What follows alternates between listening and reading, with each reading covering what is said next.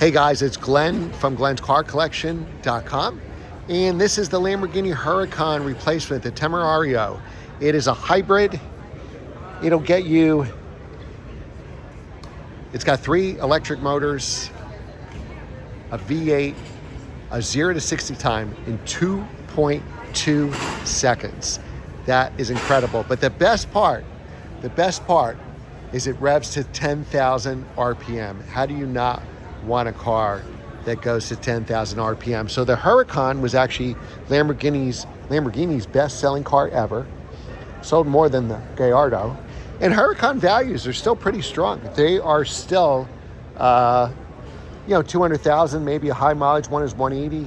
If you bought a Huracan back in the day for 225, it's still probably worth that, which is amazing because a lot of those Huracans, they're like Audi R8s. People drive them all the time. You could put 20, 30, 40, 50,000 miles on it. So this has a hybrid system, as you can see there. And let's do a review of it. Give me enough likes. Get me 100 likes here, and we'll do a driving review. Remember to like, share, and subscribe.